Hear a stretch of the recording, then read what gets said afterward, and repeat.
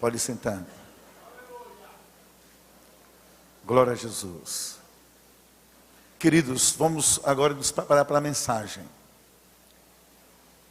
E antes de pastor Hernandes assuma, por favor, escute algumas coisas. Número 1, a gente mostra reverência à palavra, respeitando também a palavra. Durante a pregação, a não ser uma urgência urgentíssima, não se levante, não converse, não se porte de forma assim vulgar, ou leviana, ou inconsequente. A palavra está sendo pregada, é Deus falando pelo seu profeta. Se puder, desliga o celular, a não ser com a Bíblia aberta nele para acompanhar a mensagem. Mas fora isso, o recado de Deus tem que ser para a gente. E finalmente, escute orando ao mesmo tempo. Dizendo, Senhor, fala não só por Ele, mas fala através dele para a minha vida.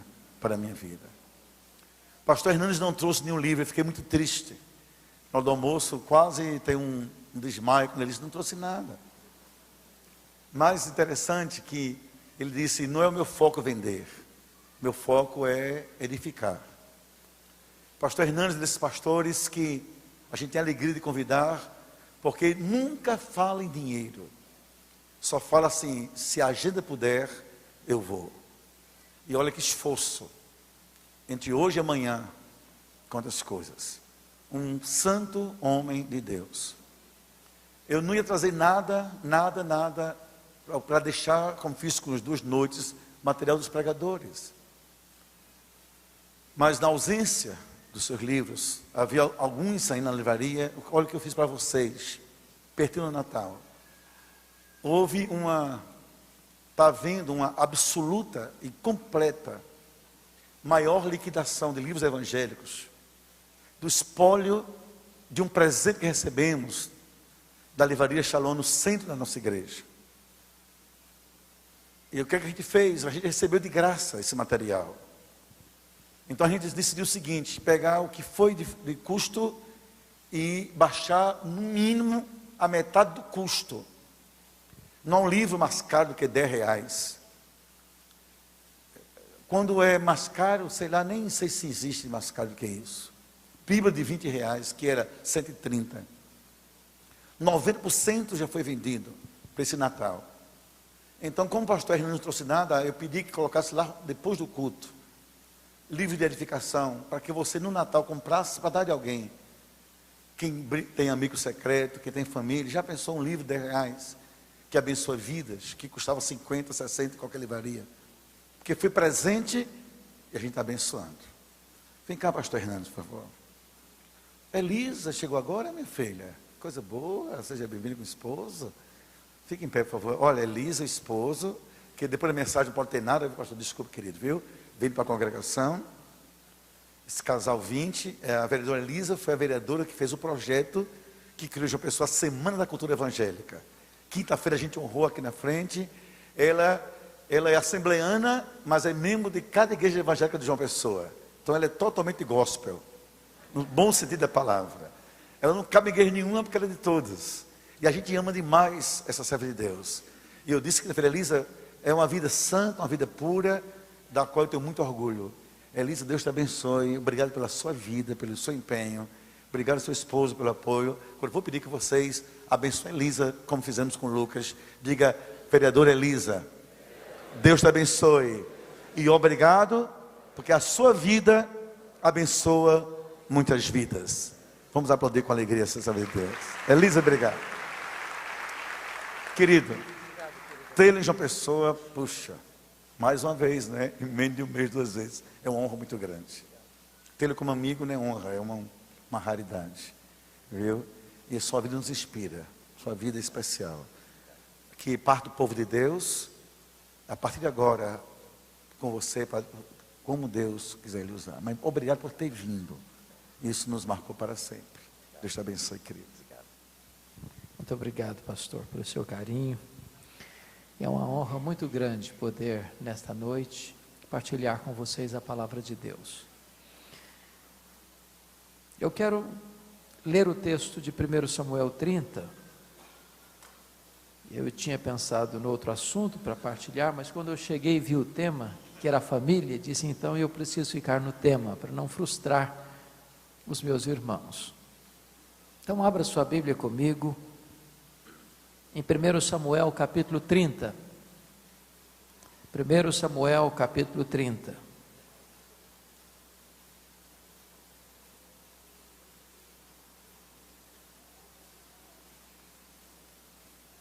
Mantenha sua Bíblia aberta depois da leitura do texto, por favor. Sucedeu, pois, que chegando Davi e os seus homens ao terceiro dia a Ziclag, já os amalequitas tinham dado com ímpeto contra o sul Ziclag, a esta ferido e queimado. Tinham levado cativas as mulheres que lá se achavam, porém a ninguém mataram, nem pequenos nem grandes. Então somente os levaram consigo e foram o seu caminho. Davi e os seus homens vieram à cidade, e ela queimada, e suas mulheres, seus filhos e suas filhas eram levados cativos. E então Davi e o povo que se achava com ele ergueram uma voz e choraram, até não terem mais forças para chorar.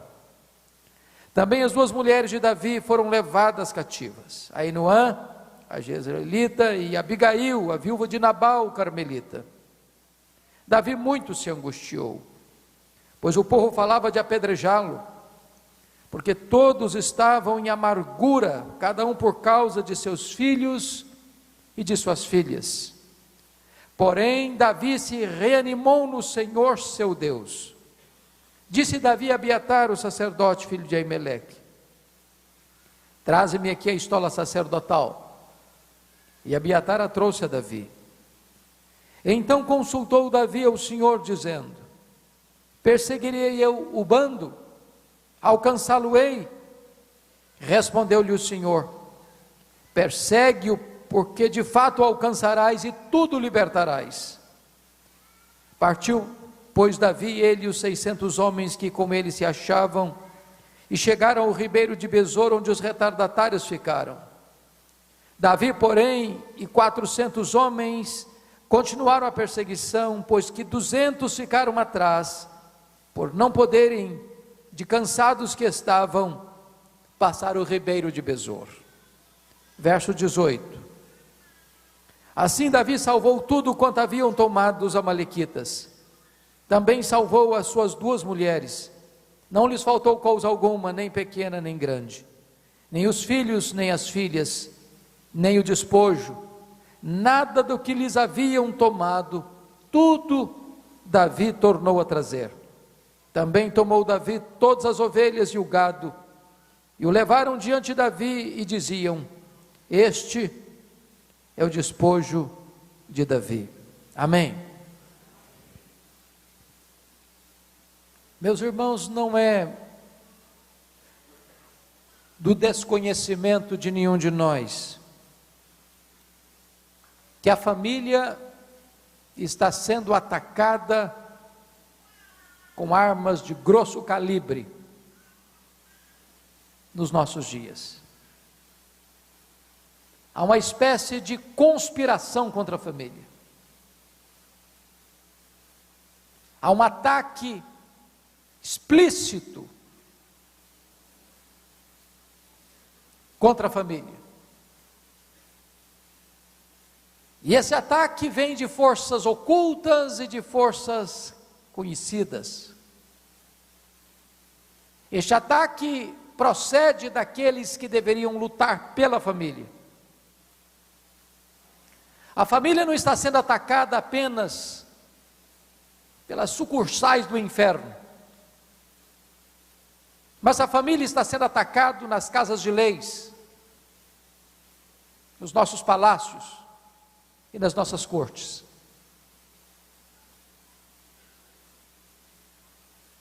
Parece-nos que querem detonar com a família, desconstruir a família.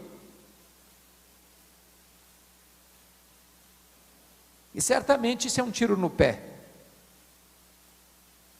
porque a nação é do tamanho das famílias que a compõem. Se desconstruir a família, se desmorona a igreja, se arruína a nação. Esse texto vai nos falar sobre este ataque contra a família e o que se fazer numa situação como essa. E se vocês notaram, 5 áreas vitais são atingidas aqui: a área financeira,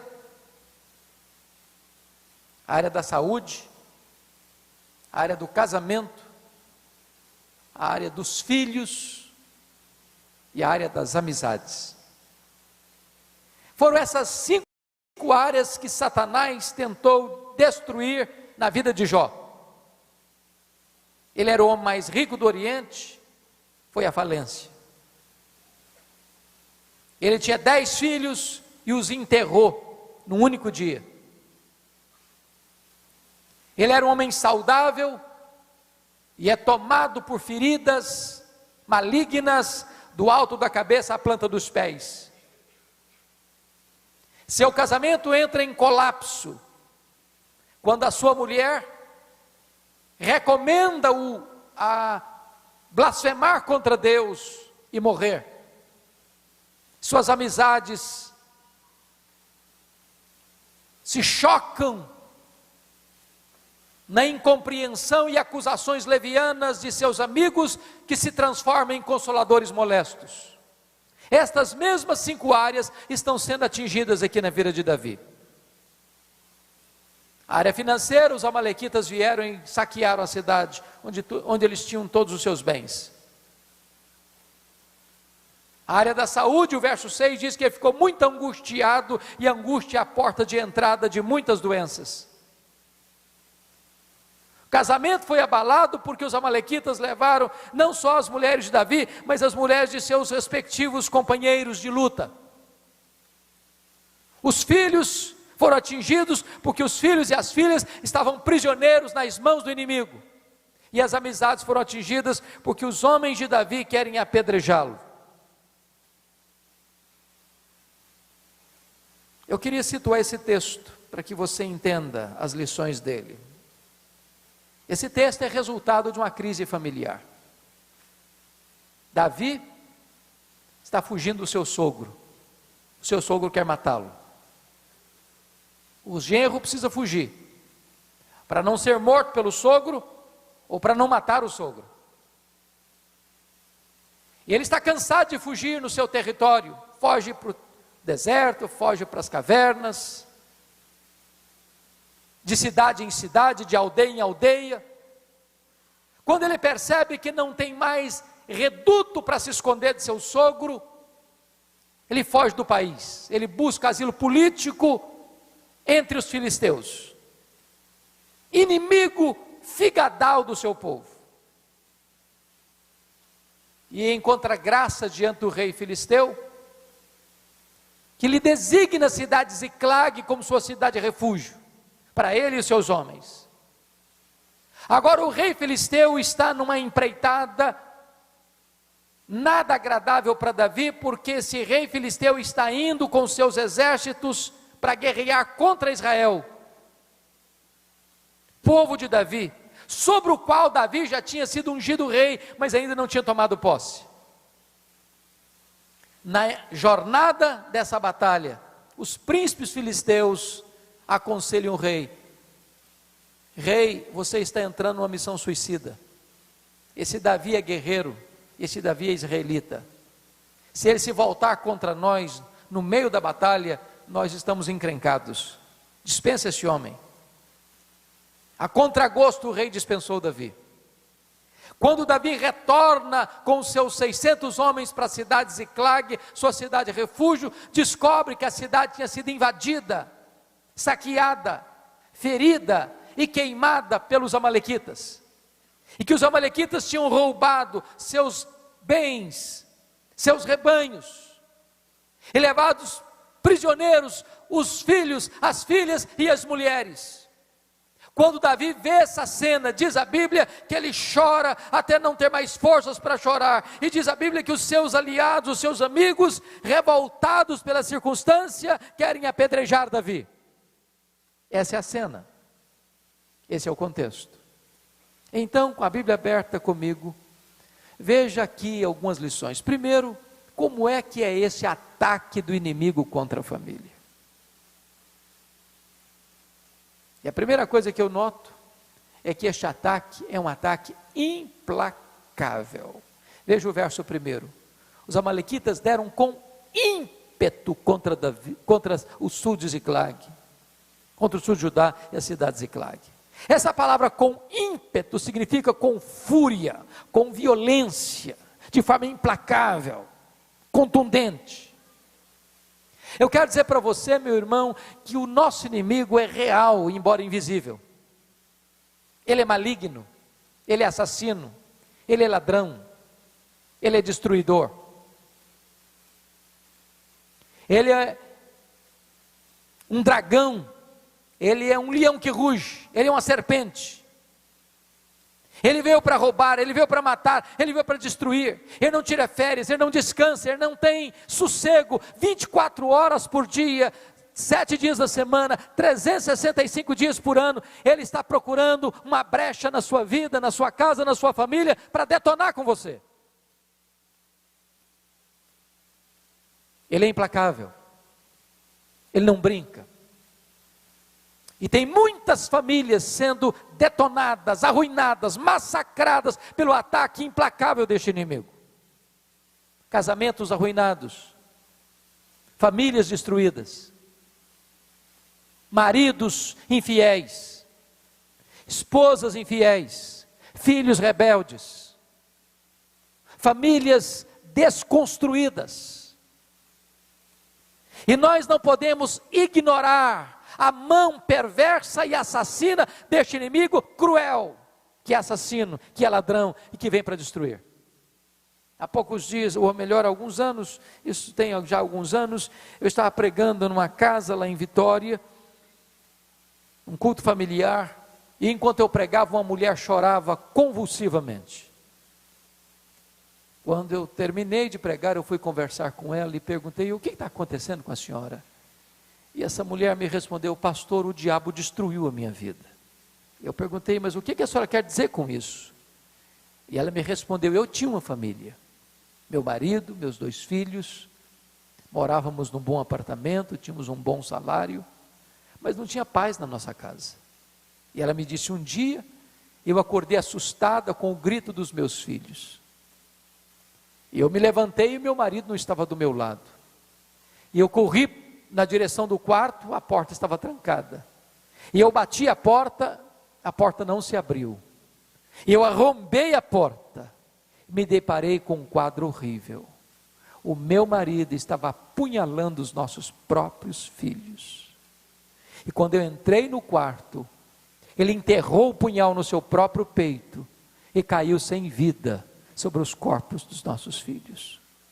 Essa mulher me disse: pastor, eu levei toda a minha família para o cemitério, o diabo destruiu a minha vida.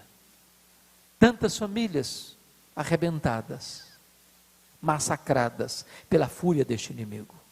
Mas se você nota no verso 1, diz que os amalequitas feriram a cidade, e você queima estruturas, mas você fere pessoas. Há muitas pessoas feridas hoje, irmãos, muitas pessoas feridas na alma, feridas nas emoções, feridas na honra, com feridas emocionais que sangram sem parar, traumas, abusos sofridos lá na infância, que nunca foram superados. Há poucos dias uma mulher disse para mim: pastor, eu fui abusada pelo meu pai durante 9 anos, 9 anos. E ele me dizia: se você contar para sua mãe, eu mato a sua mãe. E essa moça disse para mim: pastor, o senhor sabe qual foi o dia mais feliz da minha vida? Eu disse: não. E ela me disse: foi o dia que eu enterrei meu pai. O dia que eu enterrei meu pai foi o dia da minha libertação. Ferida. Poucos dias estava pregando em São Paulo, falando sobre perdão. Se aproximou de mim uma mulher de seus 60 anos, levantou a manga da sua blusa, me mostrou uma grande cicatriz no seu braço. me perguntou: o senhor está vendo essa cicatriz? Falei: estou. E ela me disse: eu fui esfaqueada pela minha mãe quando eu tinha 10 anos de idade. Ela me disse: eu odiei a minha mãe 50 anos. Eu enterrei a minha mãe e não perdoei minha mãe.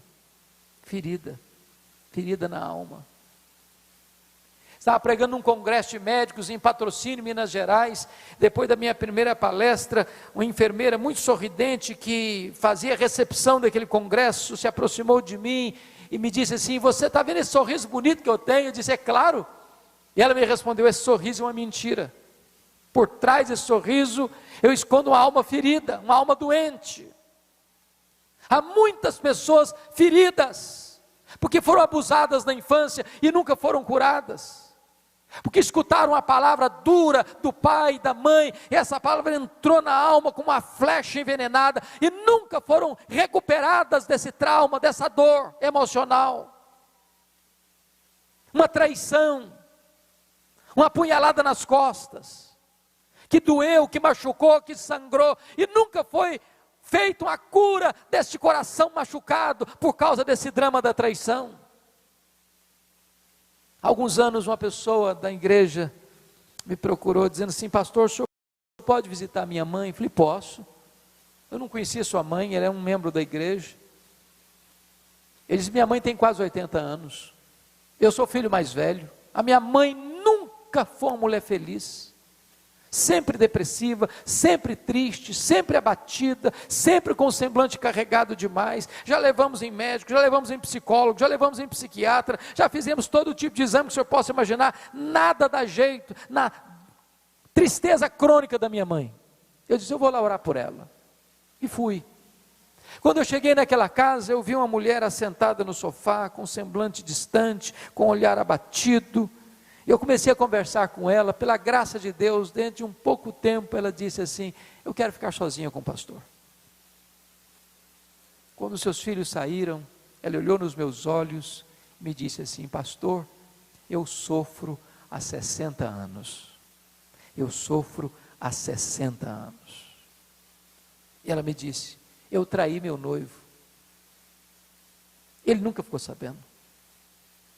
Eu me casei com ele, sou viúva há muitos anos, eu nunca falei para ele, eu nunca falei para ninguém, mas eu quero dizer para o senhor, que esse pecado está vivo na minha memória, como se eu tivesse cometido hoje de manhã. Eu não tenho paz, eu vivo atormentada, eu vivo numa masmorra, eu vivo debaixo do chicote da culpa o tempo todo, eu não tenho paz. E eu chorei com aquela mulher, porque percebi como o diabo tinha mantido aquela mulher presa numa masmorra, numa cela, debaixo de chicote, 60 anos. E eu falei para ela da graça de Deus, eu falei para ela do perdão de Cristo, e essa mulher se arrependeu dos seus pecados, creu no Senhor Jesus, e um sorriso brotou no seu rosto, e eu tive o privilégio de acompanhá-la por mais de 10 anos, de batizá-la, e de acompanhá-la até o final da sua caminhada com Deus, onde o Senhor a recebeu para a glória, feliz, sorriso nos lábios, mas estava prisioneira e ferida há 60 anos. Quem sabe você que veio aqui nesta noite, tem alguma ferida na sua alma, tem alguma dor no seu coração, alguma mágoa que não foi tratada, algum relacionamento que foi quebrado, que nunca foi restaurado, pois eu quero dizer para você, que se o inimigo atacou você, feriu você, Deus pode curar e libertar você nesta noite. Se você perceber, o alvo principal do inimigo em atacar, é atacar a família, irmãos. Podem ter certeza disso. Porque se você desestrutura a família, você desestrutura tudo. Se você arranca esse alicerce da sociedade, tudo desmorona, tudo entra em colapso. Se você notar nos versos 2 e 3, o alvo principal dos amalequitas foi atingir a família. Levar cativo as mulheres, os filhos e as filhas. E eu pergunto para você, que marido pode estar bem se sabe que a sua mulher está prisioneira nas mãos do inimigo? Que mulher pode estar bem se sabe que o seu marido está prisioneiro nas mãos do inimigo? Que pai, que mãe podem estar bem se percebe que os seus filhos estão cativos nas mãos do inimigo? Nós estamos vivendo o cativeiro das drogas. Eu fiquei tão envergonhado há poucos dias, quando via comentários de que a USP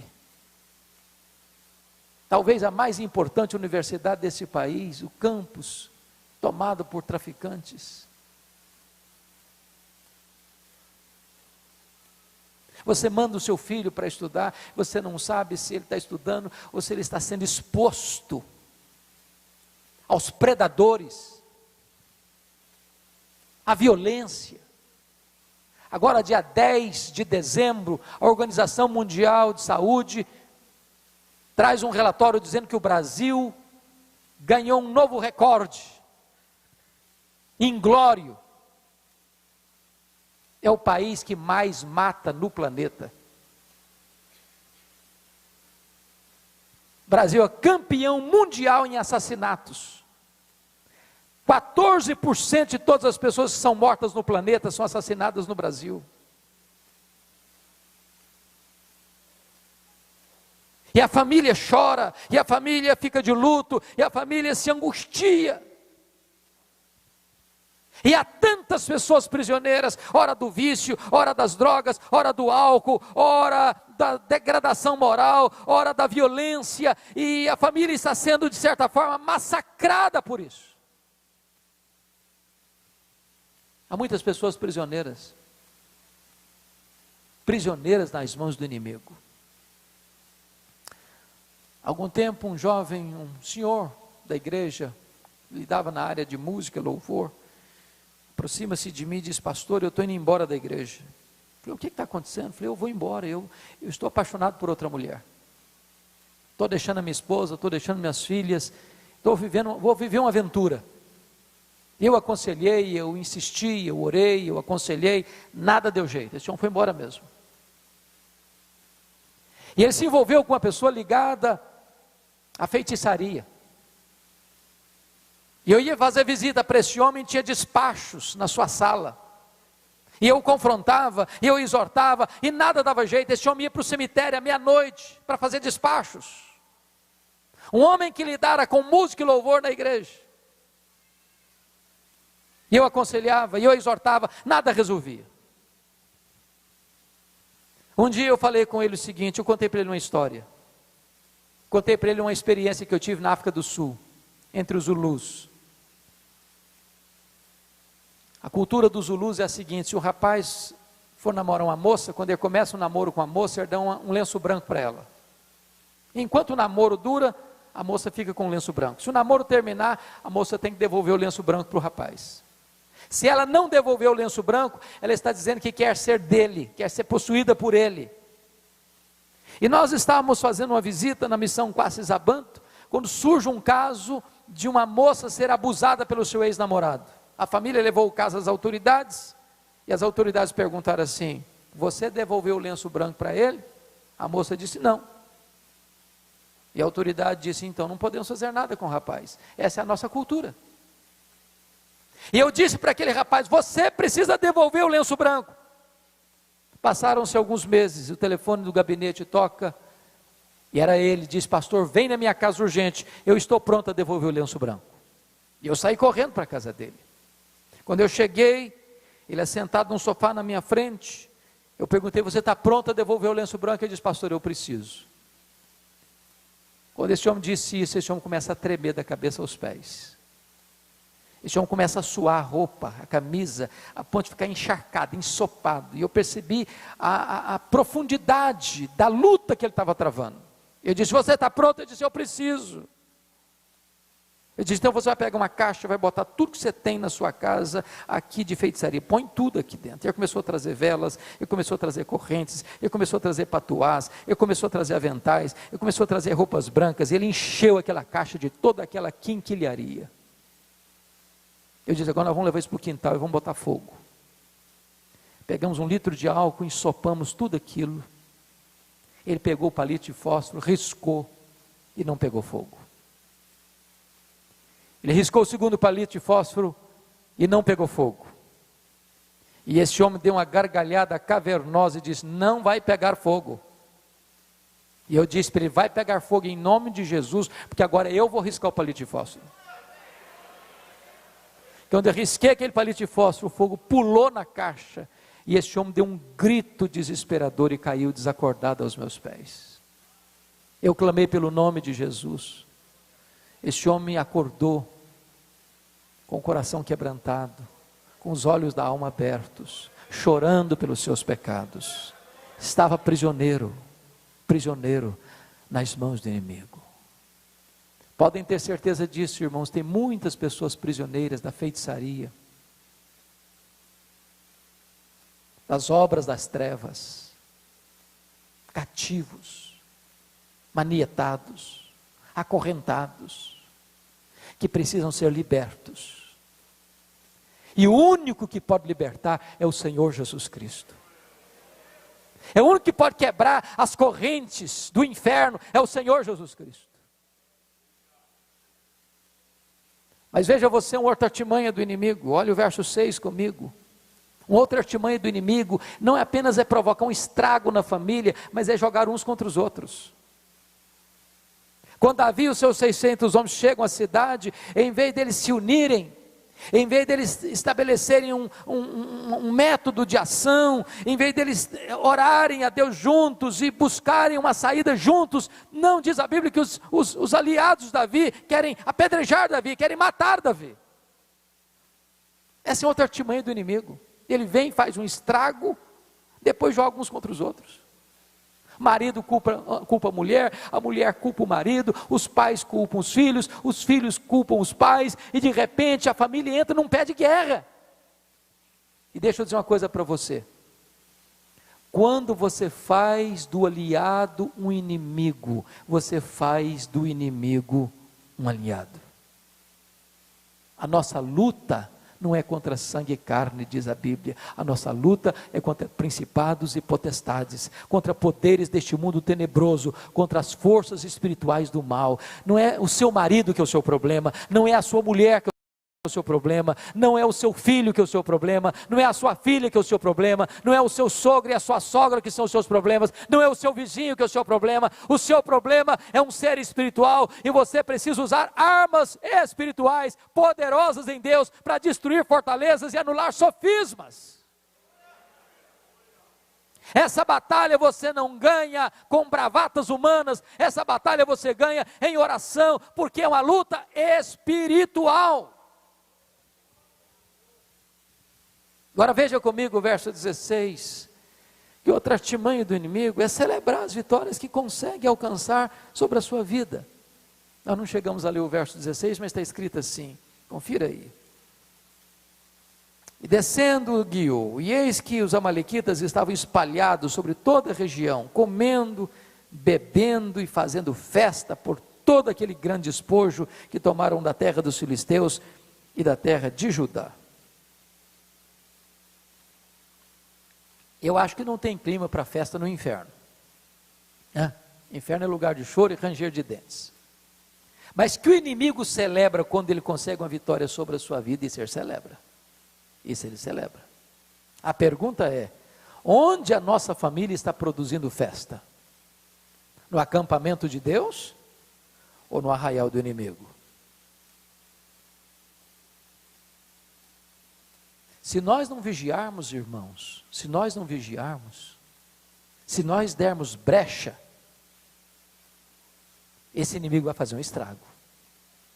E ele fica aí rodeando, procurando alguém para devorar, 24 horas por dia. A vitória de ontem não serve para hoje. O fato de você ter sido protegido ontem não é garantia de que você está sendo protegido agora, se você der brecha. Deixa eu ilustrar isso para você. A Bíblia fala de um homem cujo nascimento foi um milagre. A sua mãe era estéril. Seu nascimento foi comunicado pelo próprio anjo de Deus. Nasceu para ser um libertador. Nasceu e desde o nascimento foi consagrado a Deus como um nazireu. Este moço chamava-se Sansão.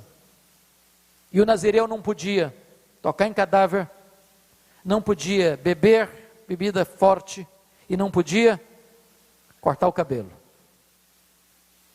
Eram os 3 aspectos do seu voto de consagração como nazireu. Pois bem, um dia diz a Bíblia que Sansão olha para uma mulher filisteia e diz para o seu pai assim: papai, eu quero aquela mulher para mim. Seu pai diz: não, filho, o que é isso? Aquela moça é filisteia, aquela moça tem outros deuses, ela crê em outras coisas. Aliás, aquela moça é do povo que nos oprime. Tem muita moça em Israel, para com isso, esquece esse negócio. E ele diz para o papai dele assim: pai, eu quero é esta, porque só dela eu me agrado. Em outras palavras, não quero papo, não quero conversa, não quero conselho. Deixa eu dizer uma coisa para você, jovem que está aqui, que você ainda não casou. Preste bem atenção no que eu vou dizer para você. Eu sou pastor há 33 anos. Eu nunca vi sequer um caso de um rapaz e de uma moça que desobedeceu pai e mãe na área de namoro, que se casou contra a vontade dos pais, que foi feliz no casamento. Eu não conheço um caso sequer. Eu não estou perguntando se o seu pai é quadrado ou redondo, se ele é doutor ou analfabeto. Escute o conselho de seus pais. Escute. Diz a Bíblia que Sansão estava indo para cá dessa moça, quando um leão novo saltou em cima dele, e ele, que era muito forte, pega esse leão, rasga esse leão como se rasga um cabrito, jogou do lado de fora da estrada. No dia do casamento, ele passou por lá. Foi dar uma olhadinha. Só tinha a caveira do leão. Tinha um enxame de abelha na caveira do leão. E tinha então ali alguns favos de mel. Ele enfiou a mão lá na caveira do leão morto. Pega um favo de mel, começa a chupar o favo de mel e ainda dá para o seu pai. Quebrou o primeiro voto de consagração. Ele não podia tocar em cadáver. Procurou doçura no que estava podre. Procurou prazer naquilo que era morte. Aí diz a Bíblia que ele vai para a festa. Está lá no livro de Juízes que ele deu uma festa de arromba, porque não quis ser diferente dos moços da sua época.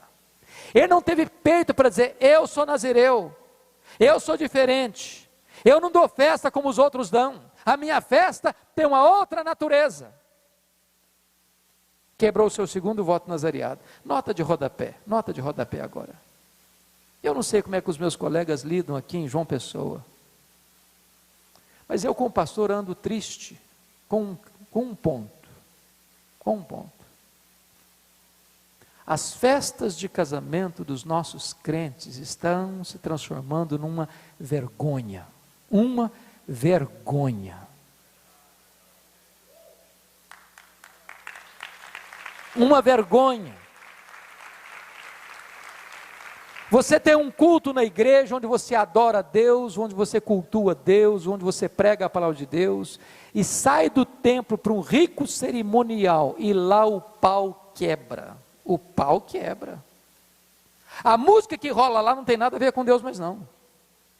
Bebida alcoólica se serve todas. As luzes se acendem como uma boate. E o povo de Deus, bêbado, cai na pista de dança e volta para casa embriagado. É uma vergonha. Olha pelas lentes do retrovisor e vocês vão ver uma coisa: as igrejas que entraram por esse caminho, onde foram parar? Ou a igreja tem coragem de dizer que nós somos diferentes, ou a igreja bota o pé no freio, ou a igreja perde o rumo, se seculariza, perde o poder, perde a autoridade espiritual. E ainda tem crente que diz: mas como é que eu vou fazer com os meus convidados? Se eu não servir um uísquezinho, se eu não servir uma cerveja, e o doutor que vai estar lá, e o deputado das quantas que vai estar lá, que tome água e guaraná, qual o problema? Qual o problema?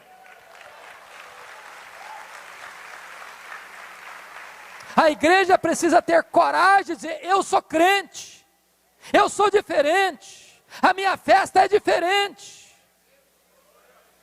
Sansão não teve peito e quebrou o seu segundo voto de nazireado. Aquele casamento foi tão desastroso que nem lua de mel teve. Ele teve que sair da festa para matar 30 homens. Quando ele voltou da matança, o sogro dele tinha dado a mulher dele para outro homem. Ele se enfurece, queima as campinas dos filisteus. Os filisteus o prendem, ele mata 1000 filisteus com a queixada de jumento. E diz a Bíblia que esse homem que fora cheio do Espírito Santo desce a Gaza e se deita com uma prostituta. Homem de Deus. em adultério. E ele sai de Gaza com os portões da cidade nas costas e com o pecado da cidade no coração. E ele agora sai dali e vai deitar no colo de Dalila. Ele começa a brincar de novo. E ela quer saber onde está a força dele. E ele vai perigosamente se aproximando. Até que ele confessa que a força dele estava no cabelo. Coitado, não era no cabelo que estava a força dele. A força dele estava em Deus. Estava no Espírito Santo de Deus. E no momento que ele confessa isso, os filisteus cortam o cabelo dele. E a Bíblia diz que o Espírito Santo se retira dele, ele se torna um homem comum. E os filisteus o prendem, ele que significa sol, fica nas trevas porque fica cego, ele é acorrentado, ele é levado ao templo de Dagon, e eles fazem festa a um ídolo pagão, porque um filho de Deus brincou com o pecado, e não levou Deus a sério. Meus amados irmãos, é triste isso, mas os pecados que nós estamos vendo na igreja são os mesmos do mundo. O índice de divórcio dentro da igreja hoje é quase o mesmo fora da igreja. O índice de rapaz e moça que vai para a cama no namoro é quase o mesmo de fora da igreja. O índice de gente crente, desonesta, mentirosa, que dá cheque sem fundo na igreja, é quase a mesma quantidade de fora da igreja. As pessoas estão vindo para a igreja e se tornam até evangélicas, mas o caráter não muda, a vida não muda, a família não muda, a conduta não muda, o testemunho não muda. Quebram os seus votos de consagração e acabam provocando festa no arraial do inimigo, em vez de no acampamento de Deus. Agora notem uma coisa. O que Davi fez diante desse quadro? Primeiro nós olhamos qual foi a forma do inimigo atacar. Vamos ver como é que nós vamos reagir diante desse ataque. Primeira coisa que Davi faz, confira o verso 4 comigo. Davi chorou até não ter mais forças para chorar. O grande problema nosso é que nós estamos entrando numa luta com os olhos enxutos demais, com o coração seco demais, indiferentes demais. Eu estou pasmo, irmãos, pasmo até com a nação. Eu não sei, a sensação que eu tenho é que nós estamos vivendo uma espécie de torpor. Nada mexe com mais ninguém. Estamos tão acostumados com escândalo, com roubalheira, que as coisas estão acontecendo, ninguém não está nem aí. Não está nem aí. Perdemos a capacidade de nos indignar, perdemos a capacidade de sofrer, perdemos a capacidade de chorar.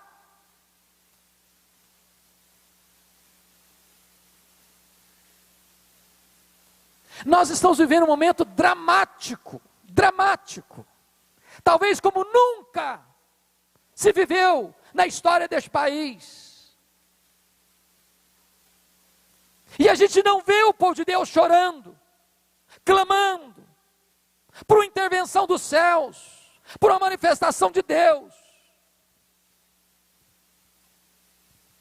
Davi teve coragem de chorar, e chorar em público, porque quem chora está dizendo que alguma coisa está errada, quem chora está dizendo que não aceita passivamente a decretação da derrota na vida, quem chora está reagindo. Os homens de Deus, as mulheres de Deus, sempre foram homens e mulheres de lágrimas, Eu não sei quantos de vocês já leram sobre a vida do pastor Tim Cymbala, pastor batista, lá do Brooklyn, Nova York. O pastor Tim Cymbala tem um ministério belíssimo. Um dia ele chegou em casa e a sua filha primogênita, adolescente, disse para ele: papai, eu não quero saber mais do seu Deus, não quero saber da igreja, quero curtir a vida, sou jovem. Seu pai pediu, seu pai insistiu, seu pai chorou, não resolveu nada. Que a menina botou uma mochila nas costas e foi embora de casa. Pastor Tim Cymbala pensou em abandonar o ministério. Ele disse: como é que eu posso ser pastor? Eu não suporto esse fardo emocional. Um dia um colega dele ligou para ele da Flórida, disse: pastor Tissimbala, esquece essa menina, toca a sua vida, toca o seu ministério, ela não está nem aí com você. Mas eu pergunto, que pai pode esquecer uma filha? Que mãe pode esquecer um filho? Ele narra num de seus livros que um dia ele foi para uma vigília de oração na igreja, e ele chega na igreja, e uma irmã se levanta no meio do auditório e diz: pastor Tissimbala, a nossa igreja nunca chorou pela sua filha, a nossa igreja nunca levantou um clamor em favor da sua filha. E ele disse que naquela noite, os crentes que estavam ali presentes deram as mãos, fizeram um grande cordão ao redor dos bancos, e levantou um clamor aos céus. E ele disse que naquele momento, o templo se transformou numa sala de parto, de dores, de gemidos, de soluços. Quando ele chegou em casa de madrugada, ele disse para sua esposa: querida, eu não tenho dúvidas de que Deus libertou a nossa filha nessa madrugada. 2 dias depois, a campainha tocou bem cedo, a esposa foi à porta atender, era a filha, em lágrimas.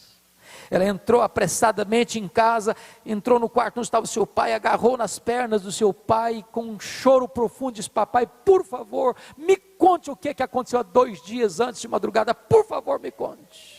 Eu estava em casa, quando fui tomada por uma profunda convicção de pecado, escamas parece que caíram dos meus olhos, eu estou profundamente envergonhada e arrependida. Eu quero dizer para o Senhor que eu estou de volta para Deus, eu estou de volta para a minha família, eu estou de volta para a minha igreja. Deus libertou a minha vida. Eu quero dizer para você nesta noite, em nome de Jesus, que você não gerou filhos para a morte, você não gerou filhos para o cativeiro, você jamais pode desistir de seus filhos são herança de Deus. Chore por eles, lute por eles, jamais desista deles em nome de Jesus. Mas Davi nos ensina uma segunda coisa, confira comigo o verso 6.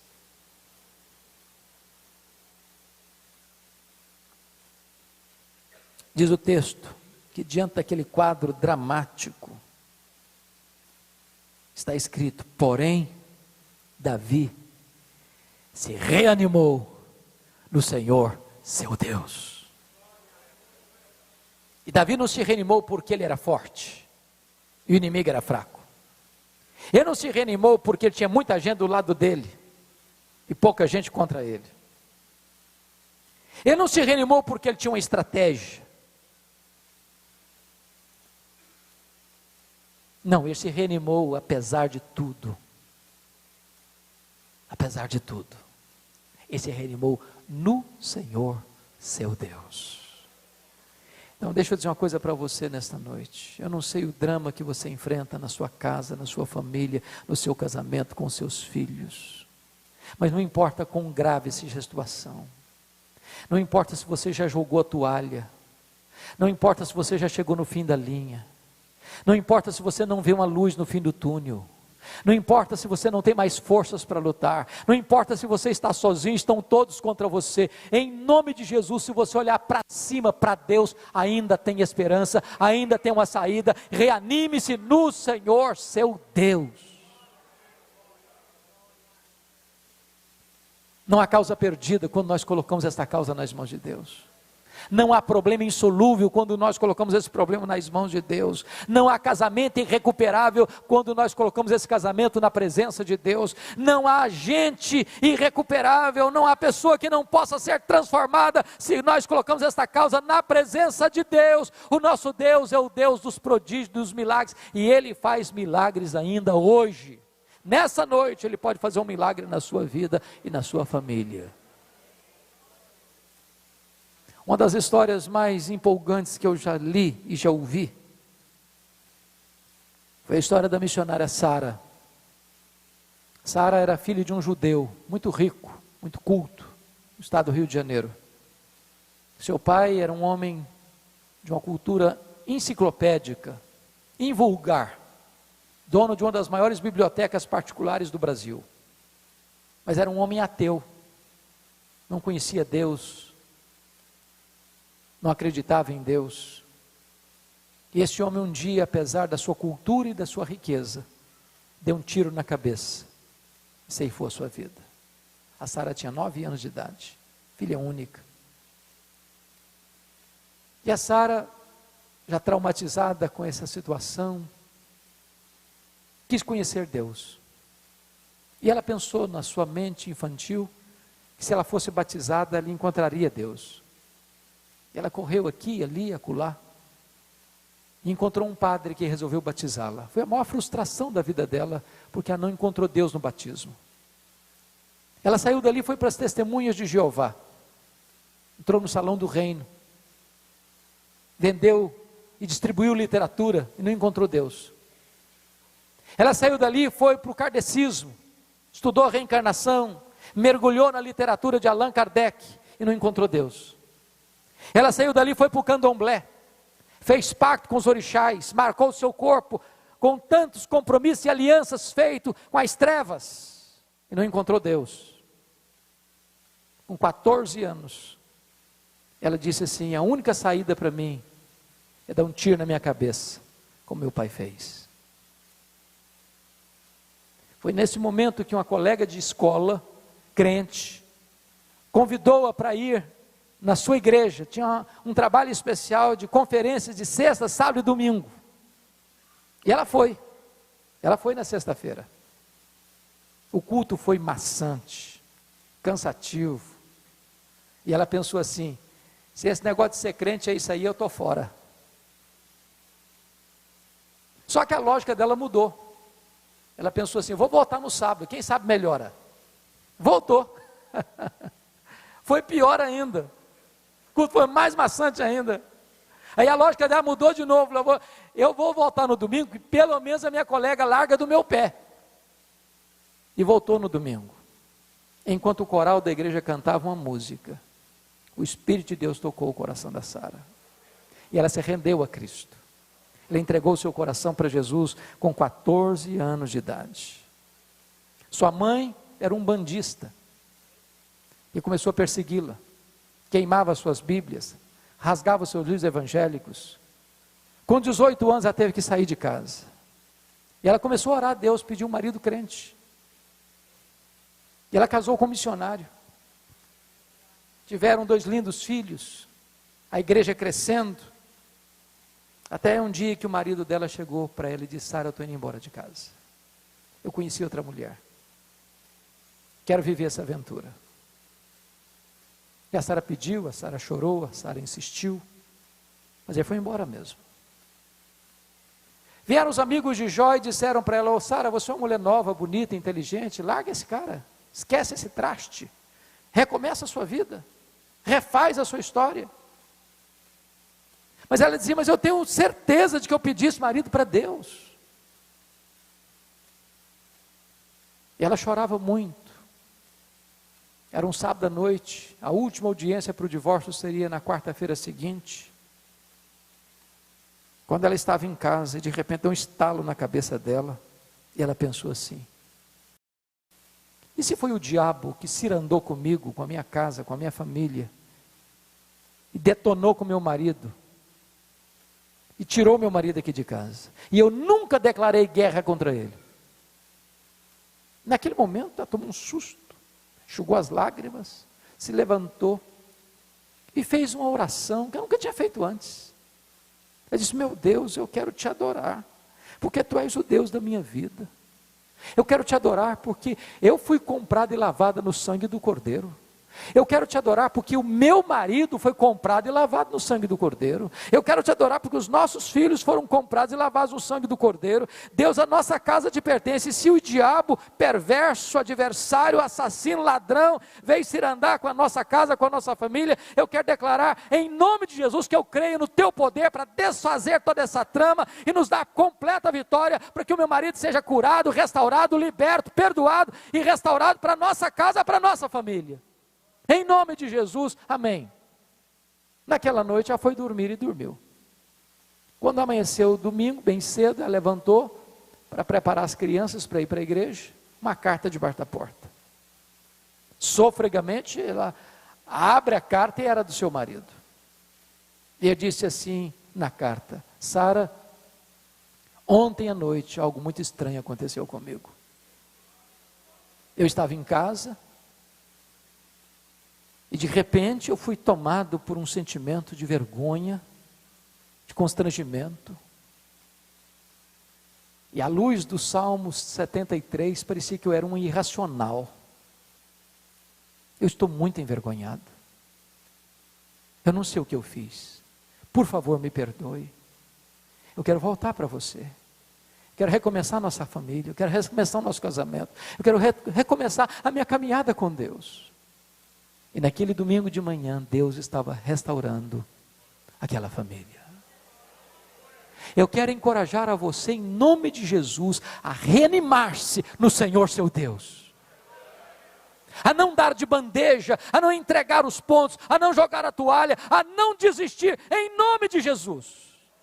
Deus é poderoso para restaurar e restituir tudo aquilo que o inimigo tomou de você. Agora note uma coisa, versículos 7 e 8, nos diz que Davi se reanima no Senhor seu Deus, mas não para lutar com bravatas humanas. Ele se reanima no Senhor seu Deus para buscar a Deus em oração. Meus irmãos queridos, a igreja evangélica brasileira precisa acordar para entender essa verdade revolucionária.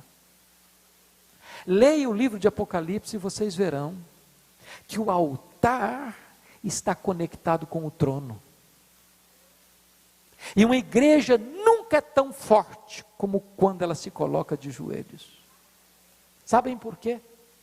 Porque Deus é tão soberano, tão soberano, tão soberano, que Ele escolheu agir mediante as orações do seu povo. E as orações que sobem do altar para o trono como incenso, diz a Bíblia que agora Deus derrama de volta do trono para o altar, e então há relâmpagos, trovões e vozes, e verdadeiras revoluções na história, como intervenção soberana de Deus em resposta às orações da igreja. Nada tendes, porque nada pedis. A igreja de Deus, se unisse em oração, ela poderia impactar o Brasil. Se a igreja de Deus orasse e jejuasse e chorasse diante de Deus, essa corrupção tão vergonhosa teria um fim. As forças das trevas recuariam. Nós estamos com o maior de todos os poderes nas nossas mãos, irmãos, e nós não estamos sabendo usar esse poder. Porque toda a suprema grandeza do poder de Deus está à disposição da igreja, e a igreja recebe esse poder através da oração. O poder vem pela oração, e nenhum outro meio, é pela oração.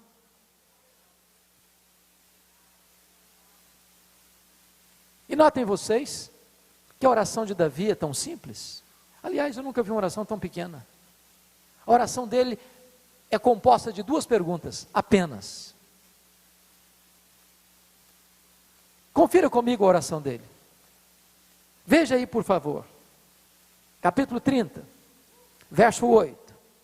Perseguirei o bando, alcançá-lo-ei, só isso. Não é pelo muito falar.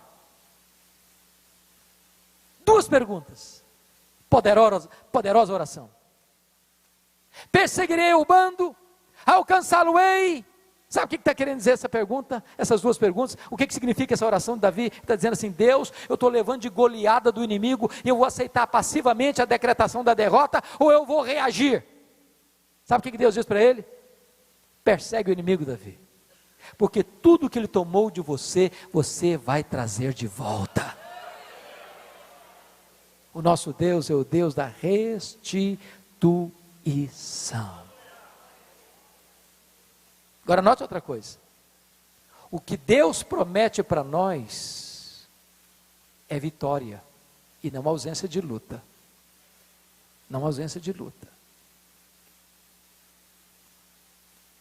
Preste atenção que oração é que nos capacita a luta. e abre o caminho da vitória. Mas a oração não dispensa a luta. Diz a Bíblia que Davi lutou, e a luta foi tão renhida, que dos 600 homens, 200 ficaram para trás de cansados que estavam. Mas se você tem a promessa da vitória, você prossegue, você avança, você não recua, você não dá marcha ré, você não desanima, você não retrocede, você não abre mão da vitória plena em nome de Jesus. Davi foi, Davi lutou, Davi venceu, Davi tomou tudo de volta, as coisas grandes, as coisas pequenas, as mulheres, os filhos, as filhas, os rebanhos, todo o despojo, tudo Davi tornou a trazer, nada ficou nas mãos do inimigo.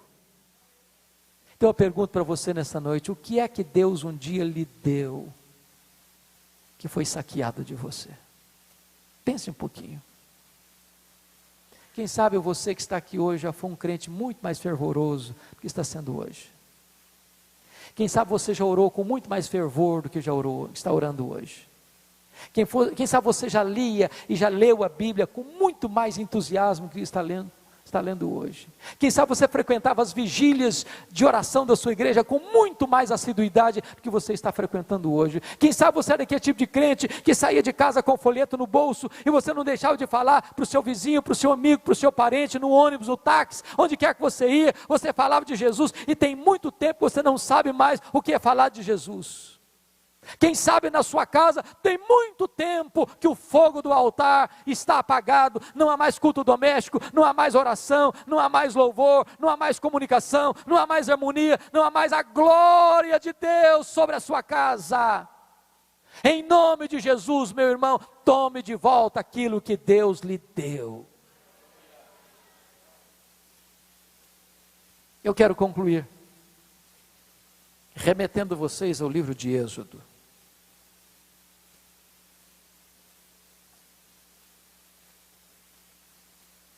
Quando o povo de Deus estava para sair do Egito, Faraó tentou reter o povo de Deus no Egito. E fez 4 propostas para Moisés. A primeira proposta foi esta: vocês querem ir embora? Não precisa ir. Levantem altares no Egito mesmo. Para que sair? Sabe o que significa isso? Você quer ser crente? Você quer servir a Deus? Pode servir. Não precisa mudar de vida. Você pode ser crente. Você pode ser evangélico. Você pode até ser batista.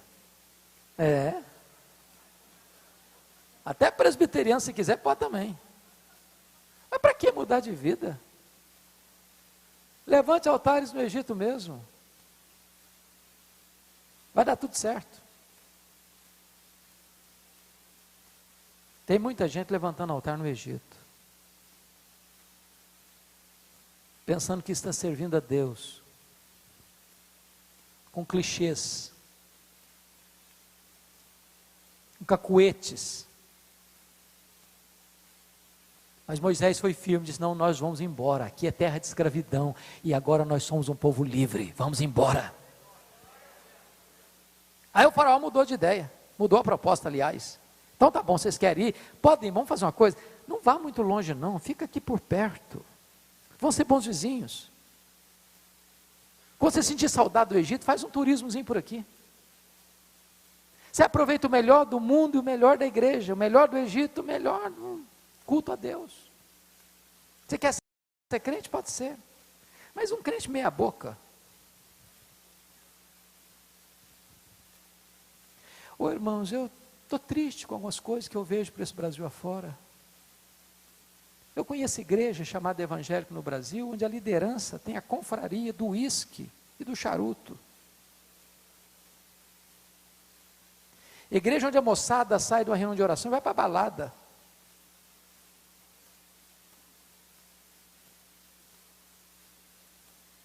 Igreja onde os crentes bebem até trocar as pernas.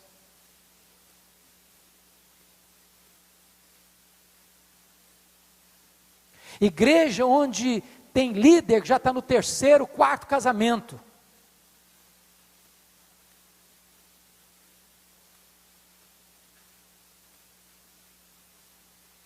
E o faraó dizendo, não, é legal isso é progressista. Quando o Chico Anísio morreu, o nosso humorista brasileiro, o que mais a Rede Globo deu destaque é que teve 7 mulheres. Que coisa fantástica, que homem maravilhoso. Casou 7 vezes. E a sociedade aplaude.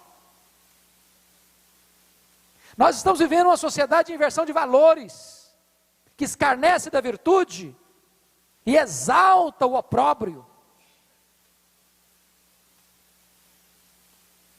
E o Egito nos convidando, não, você dá um passo para frente e 2 para trás. Sai, mas não sai. Sai, mas fica. É crente, mas não é diferente.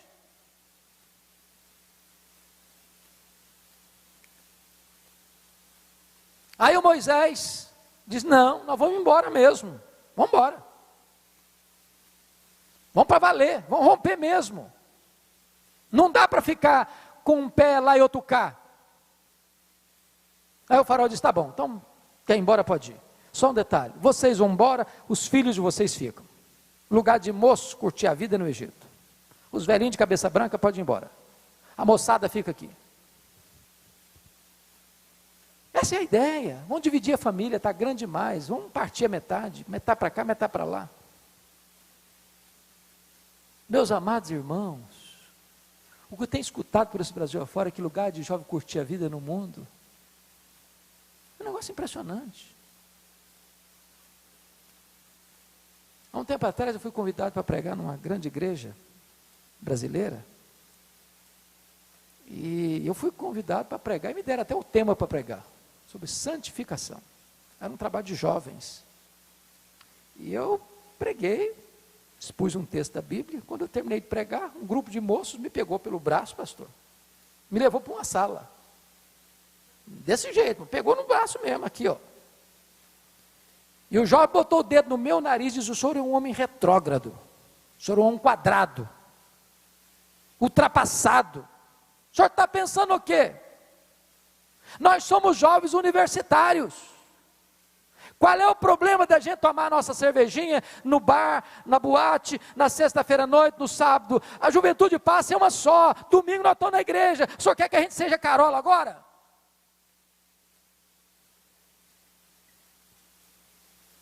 E eu olhei para aqueles moços e disse, eu só tenho 2 coisas para lhes dizer antes de ir embora.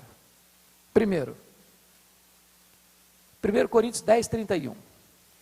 Portanto, quer comais, quer bebais, quer façais qualquer outra coisa, fazei tudo para a glória de Deus. Eu disse para eles, se vocês quiserem ir para a boate, pode ir, mas tem que ser para a glória de Deus. Ao que você estiver enchendo a cara, você diz assim, eu estou enchendo a cara aqui, mas para a glória de Deus. Quando você estiver naquele namorinho sem vergonha lá, então, eu estou aqui nesse namoro sem vergonha aqui, mas para a glória de Deus. Se você conseguir, vai em frente. Segunda coisa que eu quero lhe dizer, Colossenses 3,17. Tudo que fizerdes, seja em palavra, seja em ação, fazei em nome do Senhor Jesus, dando por isso graças a Deus Pai. Então, quando você for para a boate, faça o favor de fazer isso. Ó Senhor, eu estou aqui em nome de Jesus e glória a Deus que eu estou nessa sem vergonha toda aqui. Se conseguir, vai em frente. E até logo. Fui embora. O que eu nunca poderia esperar é que 10 anos depois eu voltasse à mesma igreja. A convite, claro. Claro. E quando eu cheguei, uma mulher me fez a pior pergunta que se faz para um pastor. Por favor, vocês que estão aqui, nunca façam essa pergunta para nenhum pastor. O senhor se lembra de mim? Não se faz essa pergunta para pastor. Eu olhei para aquela irmã, tornei a olhar, olhei de novo, falei, só me perdoa, mas não lembro não. Ela diz, eu sou a mãe daquele rapaz que botou o dedo no seu nariz. E eu perguntei, e o seu filho? Ela me disse, pastor, Deus usou o senhor naquele dia. Meu filho mudou a conduta dele a partir daquele dia. Meu filho é um santo homem de Deus, um homem cheio do Espírito Santo de Deus. Deus mudou a história do meu filho. Eu quero dizer para você que lugar de jovem curtir a vida é na casa de Deus, é na presença de Deus, porque só na presença de Deus tem plenitude de alegria e delícias perpetuamente.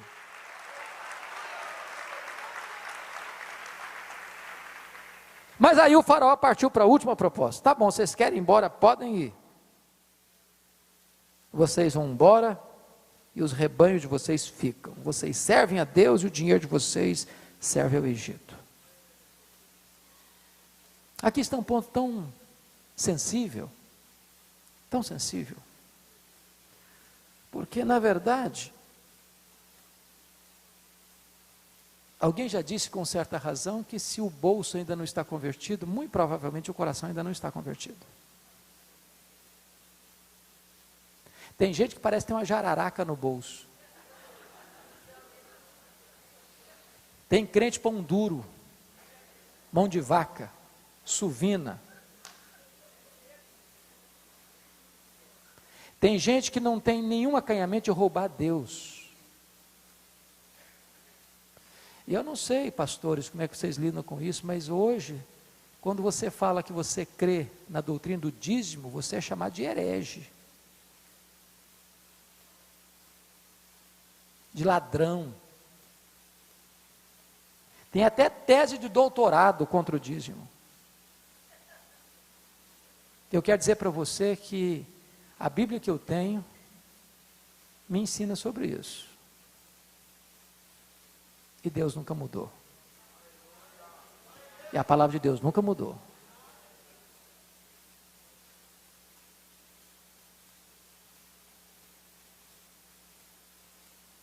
E eu preciso entender que tudo é de Deus.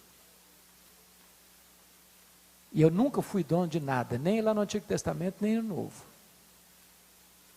Mas Deus me constituiu em mordomo. E Ele requer que esse mordomo seja fiel. Então, se você que está aqui hoje não é um dizimista, acerte a sua vida com Deus. Sabe por quê? Porque onde estiver o seu tesouro, aí é que vai estar o seu coração.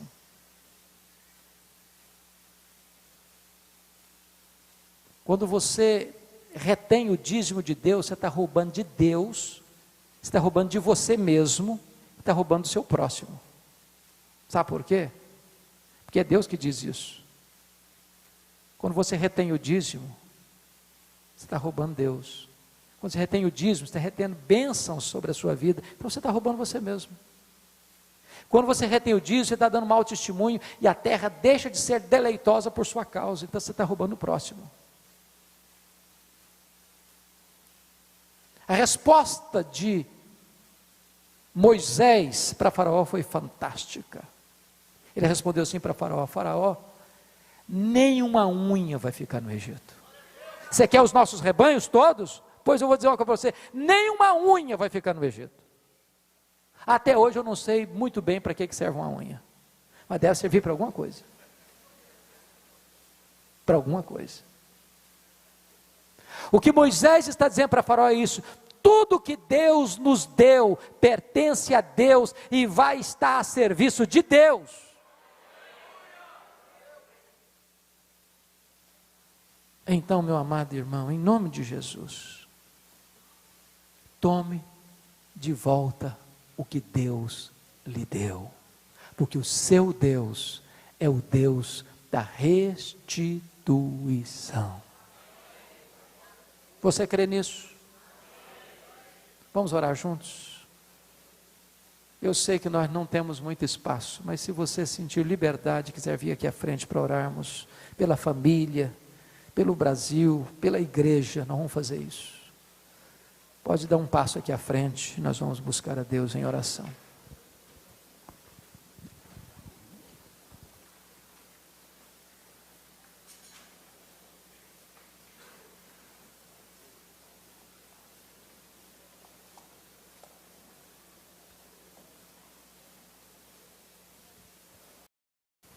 Deus está neste lugar.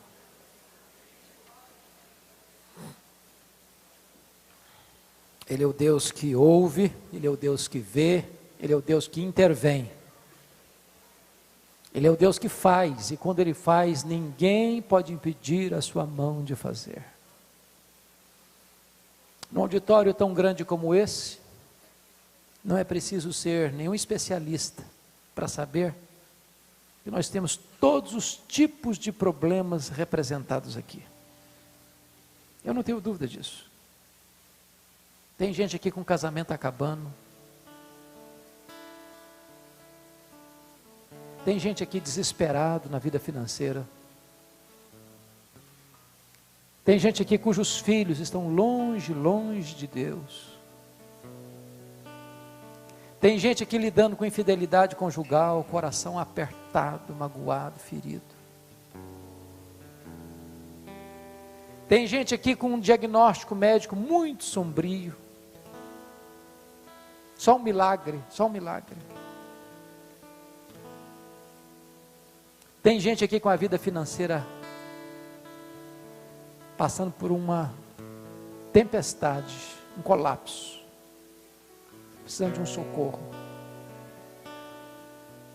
Tem gente aqui que investiu em alguns amigos, foram apunhalados pelas costas, estão magoados. Tem gente aqui já perdeu a alegria da salvação, botou no piloto automático, está com o tanque vazio, precisando de um renovo. Tem gente aqui precisando tomar de volta a sua casa, a liderança da sua família, os sonhos da sua família. E Deus está neste lugar. E Ele é o Deus que vê, Ele é o Deus que ouve, Ele é o Deus que sonda o seu coração, sabe qual é a sua luta, conhece as suas lágrimas. E Ele é poderoso para fazer infinitamente mais. Ah, Senhor Deus, nós não temos outro refúgio a não ser o Senhor. Tu és o nosso Deus, a nossa esperança. Por isso rogamos-te, volta o teu rosto para nós nesta noite, contempla o teu povo, restaura a sorte do teu povo, cura os feridos, levanta os abatidos, renova o ânimo dos fracos,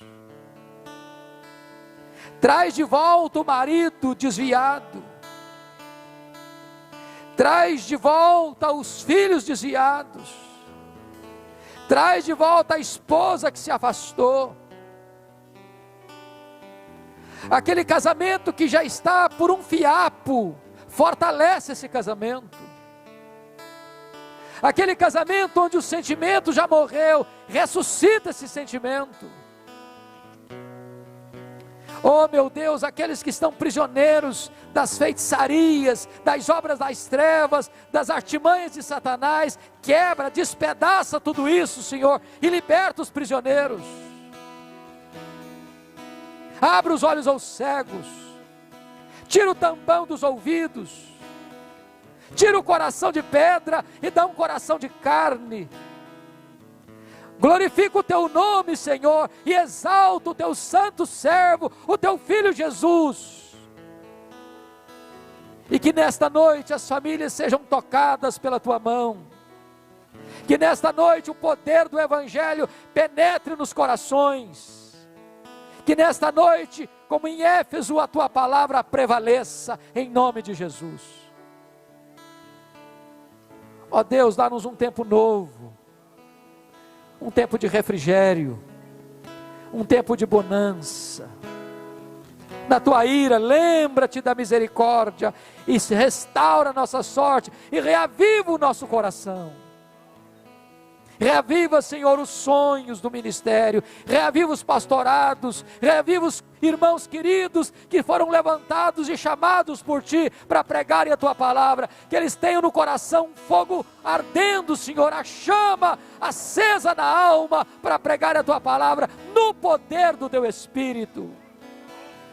Oh Senhor Deus, toma-nos em Tuas mãos, é a nossa oração, neste nome que é sobre todo nome, diante de quem se dobra todo o joelho, nos céus, na terra e debaixo da terra. Nós Te adoramos, Deus, nós Te adoramos, no nome de Jesus, a razão da nossa esperança. Aleluia, aleluia, amém, amém. Dê um abraço em quem está perto de você, por favor.